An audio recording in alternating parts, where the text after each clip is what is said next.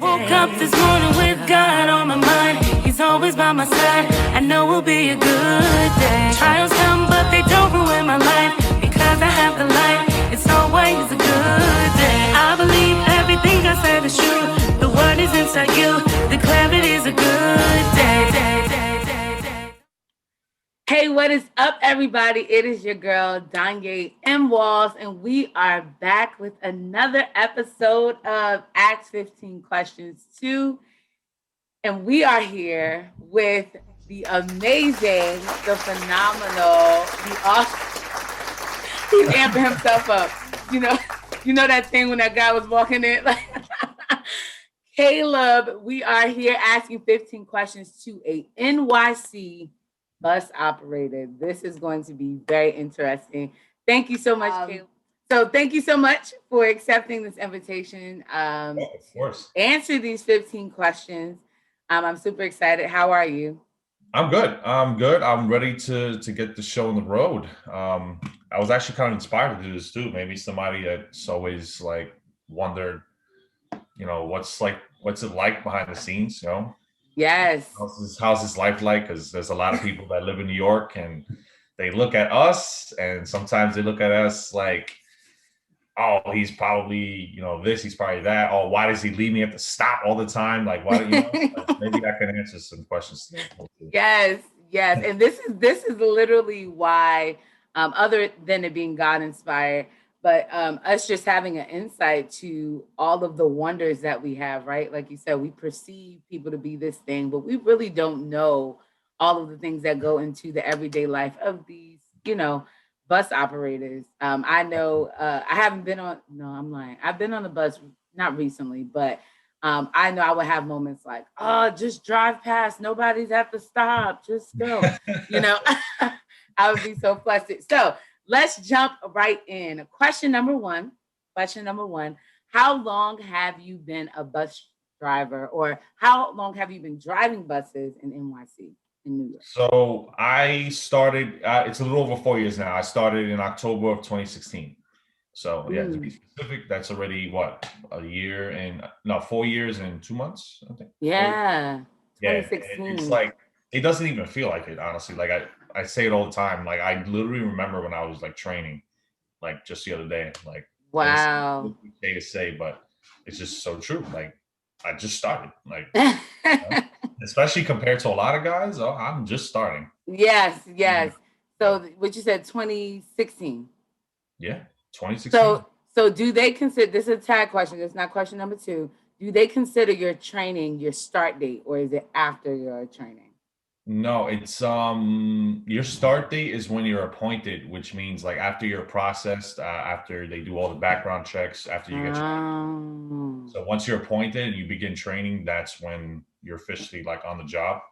But even then, there's steps to take in order to actually get hired. So you're training, but you're not really hired yet, because they need to make sure that you know how to drive the bus like on their terms, not their terms. Yeah. As most of us do. We drive on our own terms. You really need to like, hey, look, I don't care if you've been driving for 50 years. Like, this is the way we like to drive. And that's how you got to do it. So. Okay.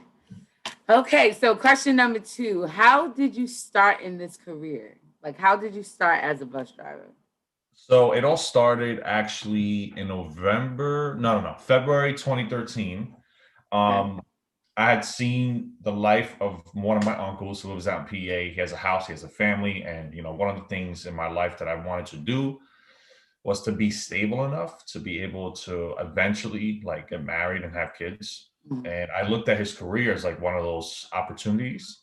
So initially what I wanted to do was train operator, right? That's actually what he wanted to do. So when I had applied, I didn't see it available, but I did see bus operator.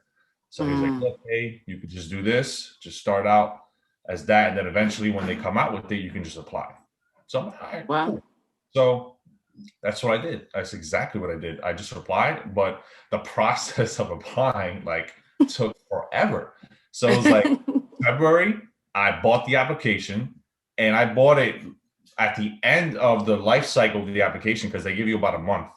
Okay. So I bought it towards the end. I was able to get money because at the time I was working for Express, and I was only like part-time. So I couldn't even afford like the application.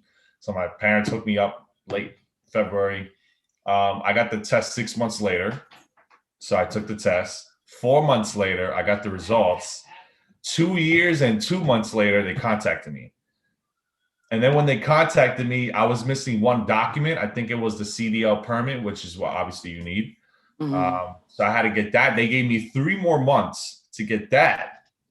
And then now I started. So I could have had a little bit more time if I had like applied for the job like in the beginning of when they first dropped it. Yeah, I could have Mhm. had so much time on the job by now, but it's all good. Things happen for a reason. Oh So yeah, yeah. And you said bought the application. yeah, you have to pay for it. Yep. That's why I say bought. Oh, it's like college admission. Yeah, you gotta pay, and it gets expensive over the years. Like I think when I first got it, it was 60, maybe 50 something. Now it's a little bit over 70, I guess. So yeah, Whoa, okay. yeah, So I think you kind of answered number three briefly. Question number three is this something you always wanted to do? So you mentioned about originally wanting to be a train operator. right. Um, Yeah, so it falls in line somewhat because I did end up trying for train operator. I think 3 years after I got on, I had applied for a bus, and at that point I was already hired. The only problem was they had disqualified me for something that didn't make sense. So like they were saying I didn't have a New York driver's license, which was not true, obviously, because I was driving. mhm, And they had one requirement, which was like a continuous 40-hour work experience for at least 1 year. mhm, And I did not have it at the time that I took the exam for the train operator. But the when I was taking the exam, they wanted to know if I had full time at least 1 year of continuous full time experience right when I took the exam, mhm, which I technically did. I had 8 months actually. Sorry, not really. I had 8 months. So remember asking the exam counselor. I was like, "Hey, look, I only have 8 months as of right now, but the exam specifically mentions upon appointment. So the word appointment in transit means when they call you and they're ready to start processing you, not when you're mhm. taking the exam." So I was a little Okay. confused with that. I'm like, it says appointment date and not exam, but I just let it slide because I already had a career and I was, you know what, I'm already hired. It's not a big deal. I can just make my way up while I'm here right now. So That is interesting. Ooh. yeah. Okay, question number four. Question number four. What are the steps to becoming a driver? So you talked about this process. You Okay. said how long and intense it is. So tell us, what are the steps before that moment you sit in front of that big wheel? It's actually not that big. It's It's not? No, it's not as big as they used to be. They're probably a little bit. I mean, they're definitely big, like compared to a car, but not Mhm. like something. Not like. I'm not like. You know what I'm saying? Yeah. So the steps. So this kind of falls in line to what I was saying about training. Mhm. So when you actually get hired, you have 7 days to show them you know how to drive. 7 days. That's it. The So bus. the bus. Yeah. So they do give you extra days if you don't pass. They only extend you to 10 days though. That's it. So if you can't show them by the 10th day, from the day you start training till the day that like hits day 10, it's just like bye-bye, like go flip a burger or something. I don't know. Yeah, basically. Gosh. Wow. Yep. I was fortunate enough by the grace of God to pass day 7 on the dot, you know. On So the last day. yeah, it was yeah, because we have 7 days. Day 7 is literally the day where they don't tell you anything, they don't recommend anything like they do through days 1 through 6. Mhm. It's just like they're silent. They're just gonna tell you where to go, and you got to do it flawlessly. So, like I said, Wow. do it on day 7. They give you an extension to day 8. It's not a big deal. You just get paired with a different instructor for day 8. If day 8 doesn't work, you go to day 9. Day 9 is a different instructor. And then day 10, I think there's like 3 instructors to make sure that you really like are on top of your game, you know? Wow. Yeah. Yeah, yeah. It's I mean, like I said, I've had a job before this. I used to work in a warehouse and I was driving a box truck. So in a Mhm. way, I had a little bit of experience with like air brakes and like a big truck with a large height and stuff like that. So I already had an idea, you know. Yeah. I can't. Those are the steps. And it sounds, I mean, it might sound kind of like stressful, but I just feel like in a way you just put your confidence into yourself, into your abilities, and just be confident like, yo, I got this. This opportunity is literally right here in my hand. I just got to grab it. And, Yeah, I mean, trying at 7 days. Listen, I mean, for some people, it's like, oh, that's a long time. You should be able to do it, but and it's good that they give those extension days for people that may need that, and then also yeah, they give switching you a out chance. instructors. Yeah, they give you a chance. They definitely. Yeah. Yes. This job gives you a lot of chances. Actually, we'll get there, but yeah. Yeah, that's good. Okay, question number 5. How does your family feel about you being a bus driver? Hmm. So I've actually had a lot of people in my both sides of my family, mom and pop. Mhm. So my uncle, who's now a pastor on my mom's side, he was a bus driver in the 90s, in the actually late 80s and 90s, and then he retired, I think, in 2001. Mm. So my whole family had a really good, strong perception of MTA. It's a job that's secure, it pays well, you have great benefits. So they were ecstatic. Like, I got the job, and it's just like, yo, like, you're set, bro. You're set. That's all you got to do. All you got to do is just make sure, you don't get into an accident that's Yeah. severe enough to lose your job, and like day by day, take it day by day, and they're happy. They're very happy. That's good. That's good. And I guess that support also comes from, like you said, you had family members that were in that field. So, they kind of already know the ins and outs, the pros, and all that other stuff. Yep. Okay. So, speaking of pros, question number 6. What are some pros to being a driver? So, one of the things that during the 7 days of training they do is they completely eradicate like your perception of driving, and Mm. this goes mentally too. So, when you're driving a bus, you can't drive it like a car where you're glancing at your phone, you're daydreaming about something, you're not paying attention, you're making quick moves, cutting people off. Like that goes right out the window. Like, that's one of the things they tell you. Now, the pros is the new mindset you develop. Now that you've Mm. gotten all of this in, you take it with you into the car. You take it with you into the motorcycle. You take it with you into a truck. Off the job. I'm not even talking about, like, now we're not even talking about work. We're talking about just Mm. driving like home. Like, you have that mindset now. So now you're super cautious, you're super defensive, and you're not even trying to be that. Like, it's just already embedded inside of you. Yes. Yes. So Yes. now you have a better chance of not really getting into an at-fault accident. Mhm. Well, what we call it is preventable or non-preventable at my job. Yeah. It's Mhm. either you're at fault, you're not at fault. It's preventable or non-preventable. So, you just take that into, that's what I do. Like, I drive the car like I'm driving a bus. It's like sometimes I find myself driving mad slow for no reason, and my mom be like, "Caleb, like, faster, please." Can you go faster? Like, Yes. Yes. that's just the way like I said, it's already embedded inside of me. So I would say that's the pros of being a driver. It just makes you more skilled, honestly. Like, I'm used to driving 62-foot buses that are 10 feet high, and like when I drive my car, it's like, wow, if I could do that in the city, I could drive anywhere. Yeah, yes. And that's another component. Driving in the city is a whole nother, it's like learning another language. Yeah, yeah, I definitely. absolutely despise. I You will have to take the have a lot bus of or patience. train. I You have to have a will. lot of patience because you Oh have my. Ubers, you have Lyfts, you have taxis that, they make it seem like I listen. I understand we're in a pandemic and businesses have been affected, but this goes before the pandemic. Again, I've been doing it for a couple of years already. They see one person on the side of the road, they don't care who's behind them. They're swerving over.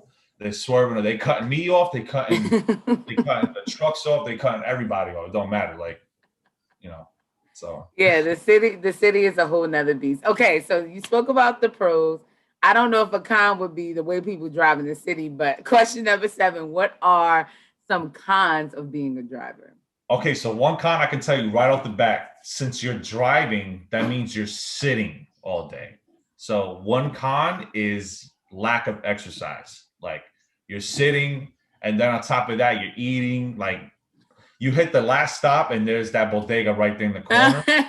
You know what I'm saying? Like, oh, I gotta get me a ring ding. I gotta get me a Pop Tart or something. Like, like something. Oh So my gosh. yeah, that's That what is happens. true. If you don't watch like how you eat, you could blow up, and it's not really a healthy thing to do. So, my recommendation for anyone who wants to become like a driver or bus operator, like try to incorporate some sort of physical like exercise routine. Like even I myself have to get back on the game because I was actually working out a lot. Um, yeah, and I got to get back to that, but Mm, I would say that's wow. one con off the rip. Just one con is just like you're sitting down all day. So it's like, That would be my con for teaching virtually because I'm an educator.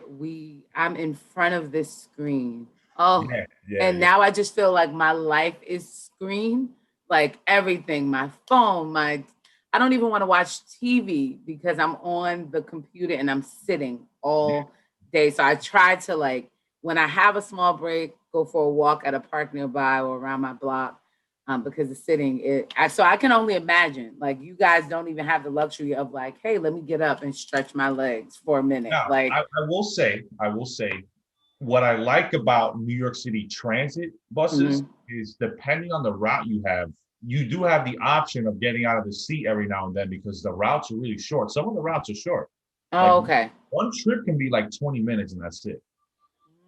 20 minutes, and then you have maybe like a 5 to 10 minute break. So again, it's like it all depends how you utilize it. Because there's some drivers that they just sit down even after getting up, like they get out of the seat and then go sit on the little bench behind them on their phone. I'm like, yo, you're still sitting. Like, can you walk at least? Like, so like Oh if wow, yeah. I'm at work and let's say, okay, I'll give you a good example. This is what I try to do to kind Mhm. of combat that con, right? So if I'm doing a trip or two, at the end of the trip, I get out and I'll try to walk up and down the bus or I'll walk outside. See, now that it's getting cold, I'm not gonna want to walk outside, so I'll walk like in the bus back and forth. Mhm. But when the weather's warm, I usually like to take a walk. I'll take a walk around the bus. I'll take a walk down the block or something. If I'm not walking, I'll stand. That's the minimum I do, stand, because it just Yeah. helps to stretch out, get that blood flowing. So Yeah. Oh wow. Okay. Question number 8. Okay. So from start to finish, what does a day when you work look like? So from start to finish, when you are on the clock, when you have to go into work, what does a day look like? all right, so usually most of the time I don't really get any backlash from customers. I don't really get anybody mad because Mhm. it comes to a point where you're driving so long, like you already know how to drive the bus in a way where you're not jerking it, you're not like and the newer buses we're getting, they're like fantastic, like the brakes are good, like everything's Oh. notch now, like our buses have like Wi-Fi and like all this stuff. I'm like, yo, Oh. yeah. So a typical work day would be like, I report for duty, on time, make sure, my supervisor sees that I'm in uniform, I report to whatever route that I have to do. Sometimes I'm scheduled to pull the bus out of the garage to bring to the route. Mm. Other times I'm scheduled to make a relief for a driver on the road. So there's like one particular bus stop where we meet up. I jump in the seat, I take over, and I continue going according to my Mm. schedule. And usually it's just like that, just making sure that I don't get into no accidents. Nobody gets mad at me. Nobody, honestly, that's just how the days normally go, at least for me, because I'm not really one of those rude drivers. Like I don't be like barking at nobody when they talk to me. I Mhm. talk to them like you're a human, because at the end of the day, they're human just like us. Yes. And I feel like I get a lot of respect for that, like, Yeah. and there's some times where I don't even have to answer any scoffers or anybody that tries to come at me. It's just like my passengers do it for me. Oh no, he don't stop there. No, he don't stop there. Stop asking. You know, like Yes, New York community. yeah, that's what I'm saying. It pays off when you're nice to people because it Yeah, back to you. You know, so yeah. that's a typical day. Now there are some days where actually this just happened to me the other day. So Um, there's I do the M60 LaGuardia bus route, so there's gonna be people that watch this that probably know exactly where that is. So mhm. um I'm just doing my thing, like I'm driving, I'm making announcements, nothing crazy. And there's, unfortunately, there's crazy people in Harlem, like Yeah. crazy people, they come on mumbling, talking to themselves. It's crazy when they ain't got no AirPods and nothing or no headphones and they having a whole conversation with nobody, Yeah. you know, Yes. unfortunately, right? So this one lady just, she comes in and then when she gets out, she spits at my window. No reason. No reason at all. Like we're in a pandemic, you know what I'm saying? Like just spit, right? Like outside or like Yeah, because we have what's called a partition, and then we have okay. now because of COVID, we have an extendable partition. So I get to extend it all the way to the point where you can't even touch me if you want to. Mhm. So at that point I didn't have it extended, so she just spat on like whatever I had next to me, and I'm like, why? Like, what Right. did I do? I'm like, Oh man. I don't do nothing. Like, come on. Uh, So yeah, she walked off. I ended up having to report it to my supervisor because I can't have that sitting there, Especially right. he could be COVID positive for all I know. Like, we don't know, you know what I'm saying? So he Right. got to put on his mask, his gloves, he took Lysol, he sprayed the whole door down, the whole So it's like I said, a typical day is like when I just get the job done, nobody really does anything. But then there's other days where, you know, yeah, there's crazy. Yeah. It's New York City, you can't avoid it, like Yes. Yes. So basically, in a nutshell, be ready for all the things. Be absolutely. ready and Yeah. prepare for all the things. Yeah, Okay. I would have to say that like this is gonna be kind of like a subtopic related to that. Hmm. Driving the bus is not even hard, at least in my experience. It's Hmm. not the job is not the bus. It's more like customer service, in my opinion. Like, yeah, so Yeah, I was just getting ready to say that. I don't even think people realize, or maybe even some bus drivers don't even realize how much customer service really is implied in your job. Like you're yeah, dealing with people. It's not like you're making a delivery of boxes. You are no, making a delivery of people. Like, yeah, and yeah, you, that's your cargo. Your cargo is people, yes, yes. So yeah. Oh man. Okay. Question number 9. Do you drive the same route all the time? So you mentioned the LaGuardia route. Is that your route like all the time? So, me personally, I don't like doing the same thing every day. So I get what's called a floater position. So like a floater package, rather. That's what we call it. So when we go change, first of all, we have a different schedule 4 times out of the year. We do it by the seasons. So the winter, Okay. spring, and we call it a pick because that when we go pick, that's exactly what we do. We go pick what we want. So the Okay. winter pick, spring, summer, fall, and the fall is actually the biggest pick. It's 4 months. So usually, if you're gonna pick something, you want to pick something you like for that last like what I'm in right now. We're in the fall pick, Okay. and the winter pick for 21 will be beginning in January. Okay. So to answer your question, no, I do different routes. As of right now, I do different routes like on a day-to-day given basis. So I have Wednesday, Thursday off. When I go back to work on Friday, um, I start my M57 route, which is the crosstown in Midtown. Crosstown meaning it just goes east and west. That's the whole Okay.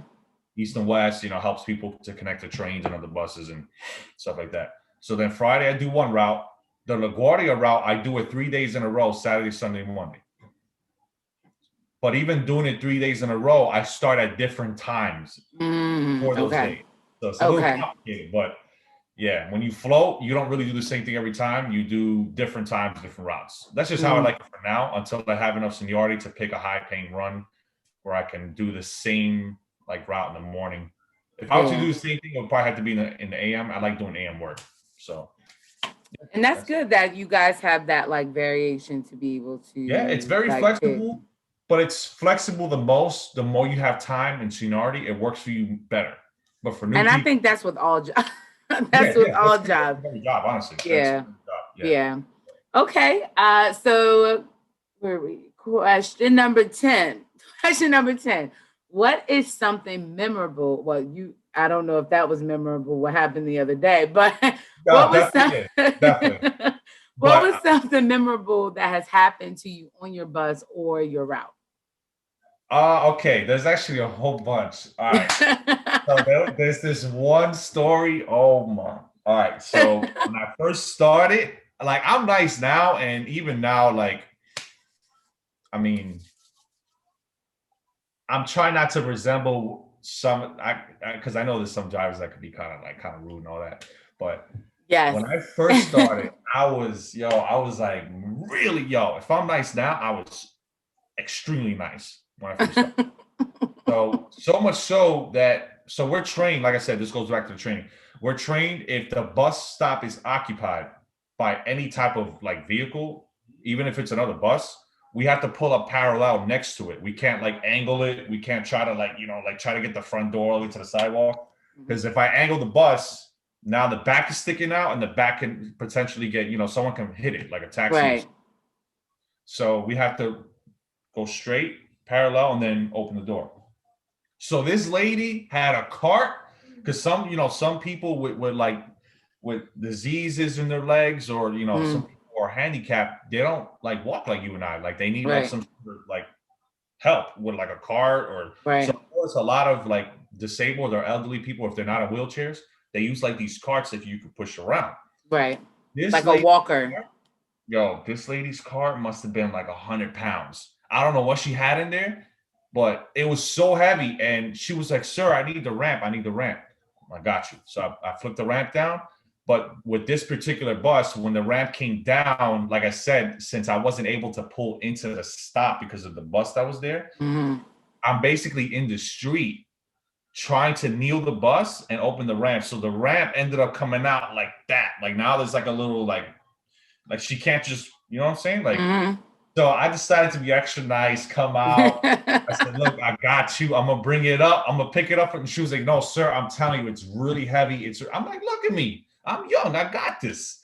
I got this." So I tried to pick it up. Oh my, listen, this is embarrassing. I tried to pick it up so much so that the one of the wheels just ripped right off. Like one of the wheels just ripped off as I'm trying to pick it up. So all I felt was like that. I'm just standing there holding it. I'm just like, Trying to I, be Superman. I'm like, how do I explain this to her right now? Like, she has 3 wheels now, thanks to me. Oh my gosh. So Oh, I what said, did she do after? I looked at her and I'm like, "Ma'am." And then I show her the wheel. She was like, "Oh my God, I told you not to touch it. Who's gonna pay for it? I paid $75 for this." Honestly, I didn't know what to do. Yeah, I just got her in the bus and I just kept going. Like I just kept going. So when she got off the bus, what did you do? It was. Here's the thing. It was so heavy that despite missing one wheel, she was still able to push it.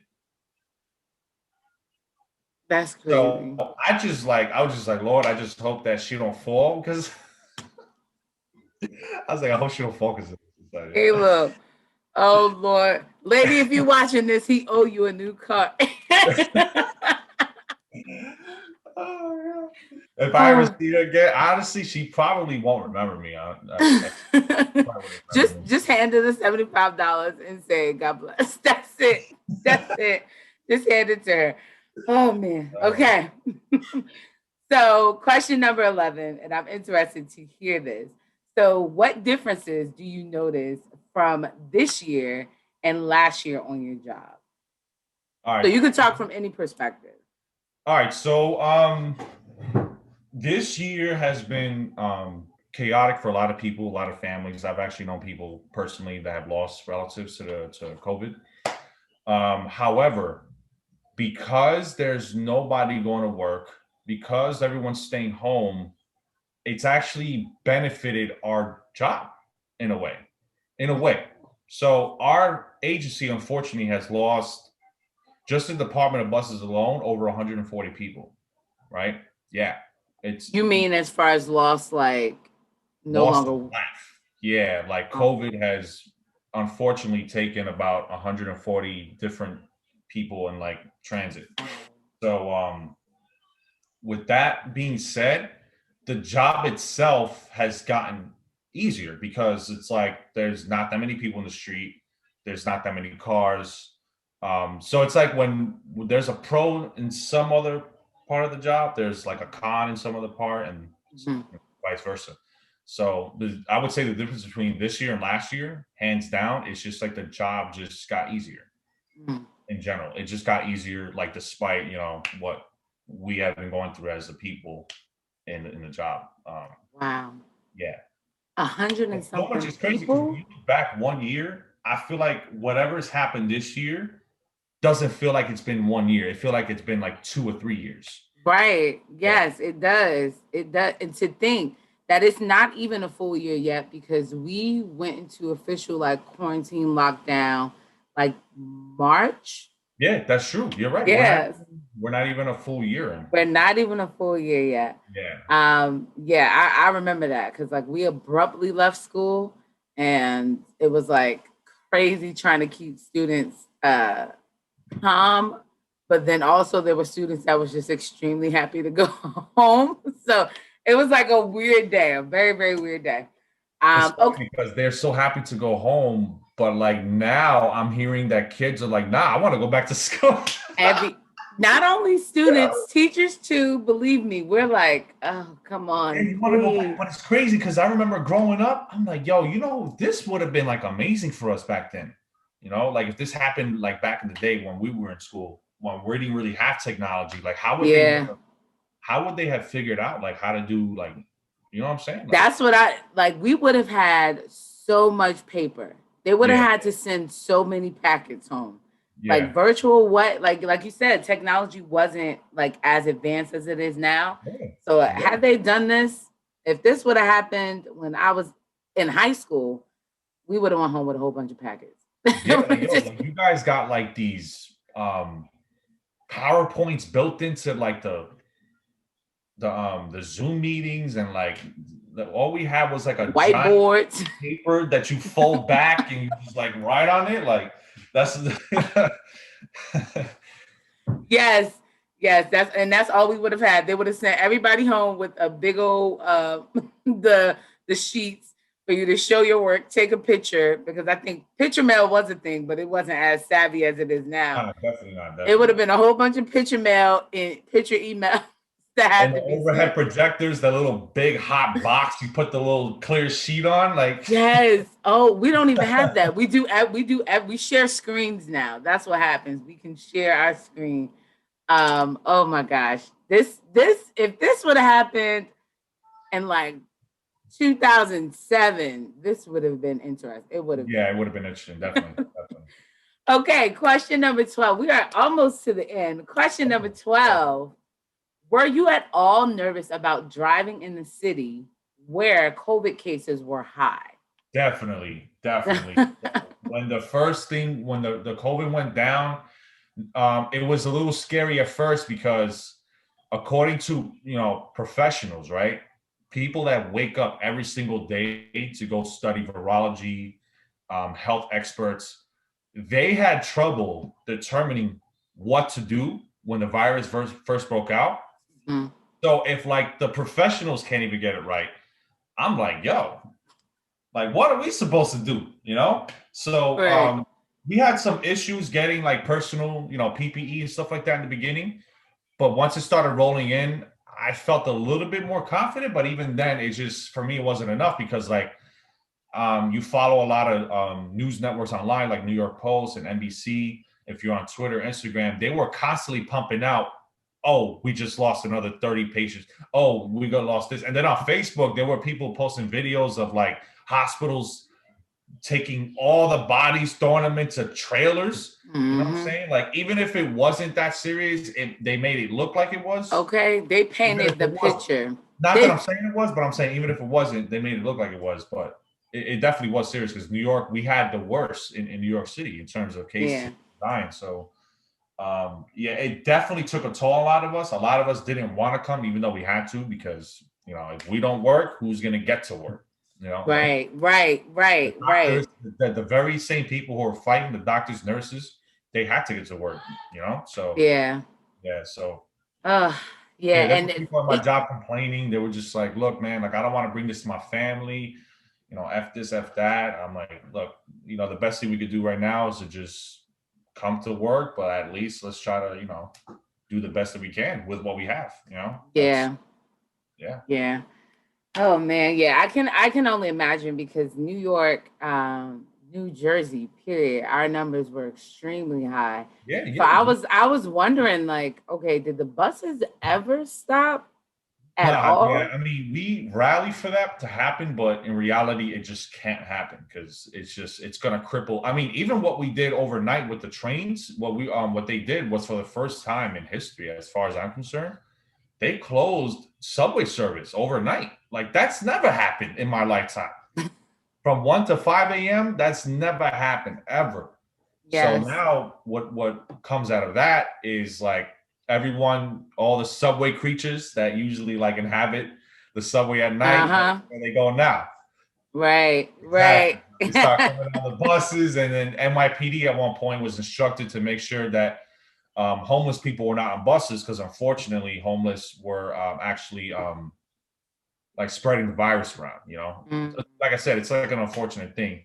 And if there were homeless people trying to camp out on buses, we had to make sure that they weren't on, so that way they don't give it to someone else that gets on. So Yeah, yeah. yeah. Okay, so that kind of goes into a little bit into my next question. Question number 13. Do you know of the sanitizing procedures of the buses? Um, Sanitizing procedures. Okay, so like I said, this was kind of going on when things started going downhill in terms of the virus and stuff. So they had initially started, I think it was every 72 hours. So they would, as we would bring the bus back into the depot, it happened like every 72 hours. Mhm. Um, and it was basically just bringing the bus into the garage and having a cleaning team of people that were like suited up in white suits with rags and stuff like that to just disinfect everything, like Mm. everything inside. Like that's how it was at first. But then as things grew worse, it turned from 72 hours to every day. So, Mm. and then at one point, they had people, instead of driving, they would have them clean the whole day, like just to make sure we had people. Um, Wow. so yeah, it would literally, instead of waiting for the bus to come in, they would be on the route waiting for you to come up to them. That way they could disinfect your area, spray it down, everything, spray down at least the front half of the bus, and then when it goes in later that night, they'll finish the rest of it. So yeah, Wow. it was like every single day at one point. So, and I'm pretty Wow. sure it's still every day now. Maybe not at the capacity it was before, Yeah. but yeah. Wow. Okay. All right. Question number 14. Question number 14. List or can you list 5 bus driving regulations? Yeah, absolutely. Okay. I know there are more, but just 5. Bus driving regulations. Okay. Um, okay, so regulation number one, you got to have your belt on. I mean, that's obvious, right? Got to have your Yeah. seatbelt on. Number Okay. two, you have to have your badge positioned on the right hand shoulder where it hangs off, at least for us in New York City. Okay. Number three, you must pull into a bus stop 1 to 2 miles an hour. Yep. Four, Okay. um, obeying the speed limit, but not necessarily the speed limit. It's more like driving a certain way in a certain condition. Okay. So if the speed limit is 25 we usually do around 18 or so Okay. on a normal basis. But as streets tend to tighten up, people tend to come out. That's when you have to drive even slower.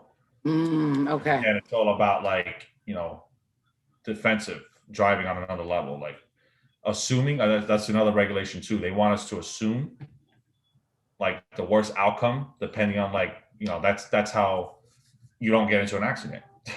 Literally.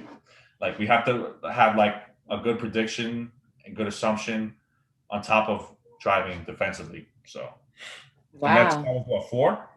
No, well, you said another regulation, but you can give me one more. Yeah. All right, one more. Let's see.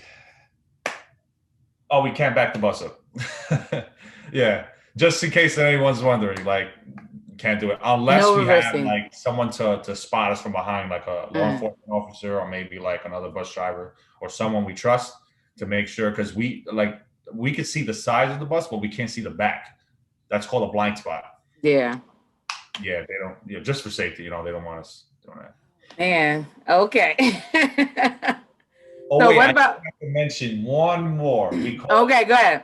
We call it P&I. P&I means park, neutral, and interlock. Interlock is what holds the bus when the back door is open. See, this is a secret I'm going to tell you guys. As long as that back door is open, the bus can't move, even if it's in drive. It can't move. Really? Yeah, if you're running after a bus, at least in New York City, I can't speak for any other like city, but New York City, if that back door is open, you could confidently say, "All right, I can get to the bus in time." It can't move, even if I put the pedal to the floor. It can't move at Oh, all. wow, that's interesting. I Yeah. never knew that. Yep. I never knew that because I done ran after some buses, but that's probably because the back door wasn't.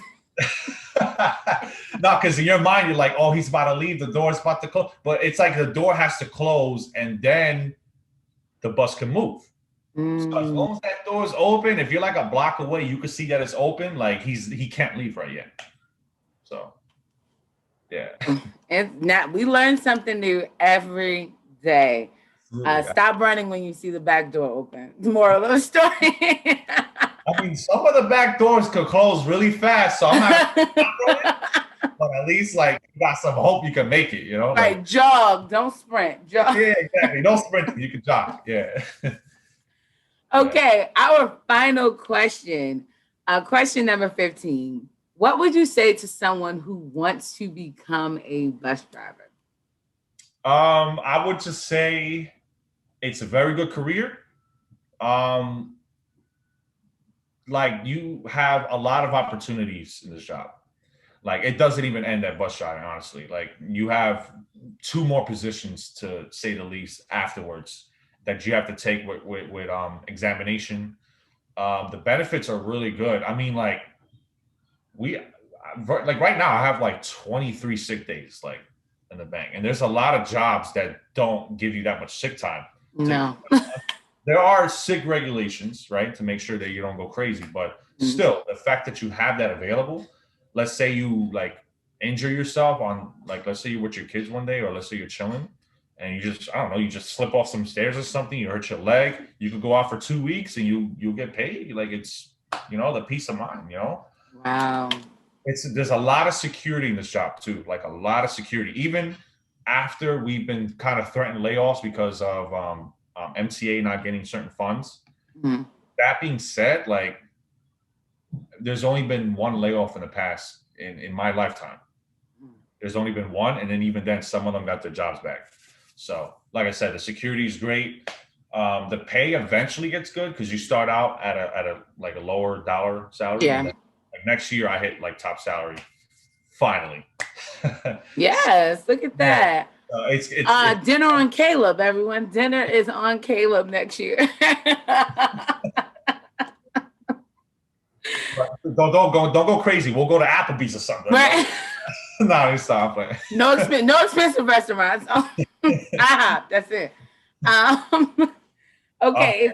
I would tell them it's a good job. There's good security, there's good benefits, it's good pay, and there's room for a lot of growth. Like a lot of growth. I would say do it. Like don't hesitate. If you're on the fence regarding certain careers because you're not really sure where you want to go in life, and the listing is out to apply, just do it. Just do it. Don't think about it.